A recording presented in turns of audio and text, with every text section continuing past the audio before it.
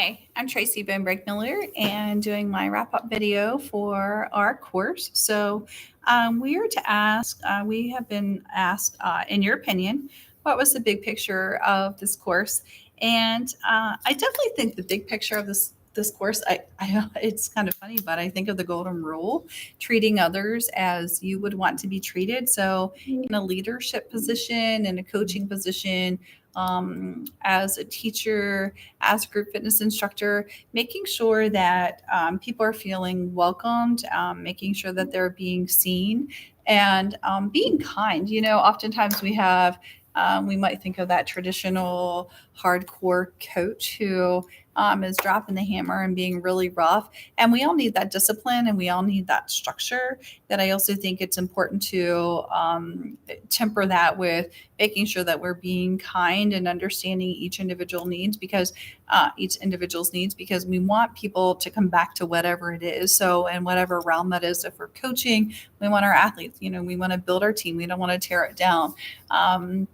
As a teacher, I want people to enjoy personal fitness because I want them to see that fitness is something that it doesn't have to be a punishment. Oftentimes we look at fitness in a punishing way, and that's not a healthy mindset, because if we want people to return to that for a lifetime, we want them to see the value in that, and also to see that it can be very positive and very rewarding. So when it comes to being a fitness instructor, so I looked at a lot of articles in this course, taking a look at group fitness and what made people adhere to a program. So what makes them come back? What makes them return to your class? Some of the things that I learned from that are giving them that time, like before and after, just that socialization time to talk with one another, to talk with you as the instructor, to answer any questions that they might have. Also, when it comes specifically to that, to group fitness, making sure that they're having some fun with that, that they are reaching their goals or talking about their goals, but also, there's some levity, some laughter that's a part of all of that to make it enjoyable. One of the things that I read about group fitness classes was that the less equipment that they use, the more return rate or recidivism that they had. So I thought that was kind of an interesting concept. Also, if they were moving together in a like fashion, so a class that had like not necessarily dance moves, but when they were doing the same kind of coordinated activities at the same time, were proved to have the highest return rate and the highest class participation. Next question. What information was most surprising? I think part of that is, thinking about that hardcore approach that sometimes coaches take with athletes, that is just shown not to be, again, not that you don't have to be structured and disciplined and make things challenging, but that we can do it in a positive sort of way. So, just like the teenagers that have in high school, although they might deny it, they really crave structure, they crave boundaries, although they might not be able to verbalize that. So it's kind of a fine line to really balance. Next question. Lots of areas that need further research, or I think there's some like existing things that we can relate to. But taking a look at more with group fitness, what I found was that a lot of it had to do with specific classes, and I don't want to mention, but at the corporate level, and corporate was funding a lot of those programs. So I'd like to see some research done that wasn't paid for by one of those organizations, and oftentimes they're like a certifying body. So I ran into that a lot. So I would like that to be maybe, and hopefully there's not bias there, but I would like it to be sure, bias free from that. As far as my group process informational interview, wow, that was one of my favorite assignments, because I got to speak with he was a coworker, he was a boss at one of my jobs, and now he's retired. But I I thought I knew him fairly well. And when he sent me a copy of his resume prior to me doing that interview, I was like just amazed at all the experiences that he had. And he talked, a lot of our conversation had to do with him being an effective leader and what that meant for him. And a few things that stuck out was that he said, I will be friendly, but as a leader, I can't be your friend. So he talked a little bit about even having to at some point counsel people out of their position, and he did that as an assistant principal. He was a coach. He was a professor in the field of kinesiology, but as an assistant principal, he talked about one of the most difficult things was trying to recognize in teachers who was there for the right reason and who wasn't, and learning to help them figure that out. And I guess that almost kind of goes into my next topic, which was motivational interviewing, because motivational interviewing, I was excited that as doing some doctoral work at another university, I had some counseling classes, and I wanted them more geared towards the field of fitness. So I was able to do that with our last project, our last paper. And motivational interviewing, going back to Bell, the man I interviewed, saying that he would talk with people and say, do you think this is the right place for you? So motivational interviewing is a component of that self-determination theory. And basically it helps people who are experiencing ambivalence at some point in their lives, like where they know something, they have that knowledge, but it isn't really in agreement with whatever it is, whatever practice that they're carrying out.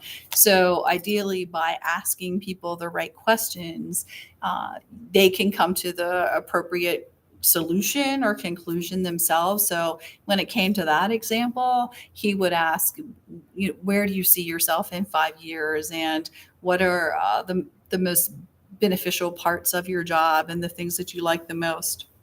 When it comes to fitness professionals, and I included this in my final paper, and again, I was excited about this because I did a little bit of work on this before with the previous school where I was working on some doctoral credits. But when it comes to the field of profession or the field of fitness, oftentimes, as professionals, well, they'll obviously, people know exercise is something I should be doing. It's something I should be incorporating. So they may know that, but they'll come up with a million and one excuses, as we all know, as to how they're going to avoid that. So with using the right technique with motivational interviewing, you might say something like, well, so you say that exercise is important because heart disease runs in your family. So what is it that's keeping you? What are the barriers that are keeping you from exercise? So if the person states, the biggest one we hear all the time is we don't have enough time.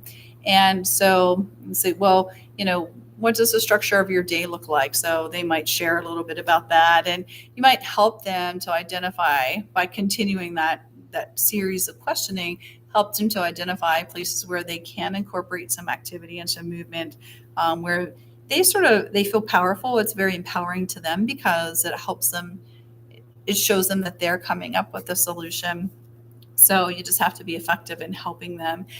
You could also use that technique if they are trying to reach a goal, an athletic goal, and they can't get there, and it seems like it's just not coming. So, go through the process of, well, what is the biggest barrier to achieving this goal, to lifting this amount of weight, to running your race in this amount of time, and just working through that and letting them verbalize, and then come up with some solutions or some question or some answers to how you're going to solve that particular problem. So I really thought that was very beneficial with problem solving. I think the overwhelming concept, again, is positivity.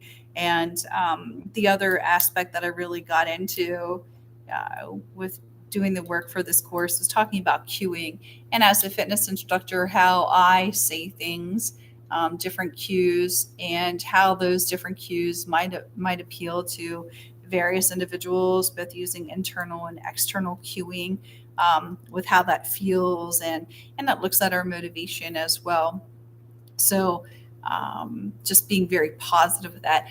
I've never personally liked, and it was kind of interesting to look at the research, because I've never personally liked when we or in a group fitness class that I'm taking, and I'll hear an instructor say something negative, like that might make people think negatively about their body image, and oh, we're gonna combat this particular area, this problem area, and I think that starts down the line of or contributes to that negative or punishing kind of feeling that comes along with exercise. So that's always disappointing. So trying to keep that all very positive and very informal and just very upbeat. So overall, I've really enjoyed this class. I was excited to be able to incorporate some of the things that I learned from a previous class a few years ago with motivational interviewing, and I really liked it.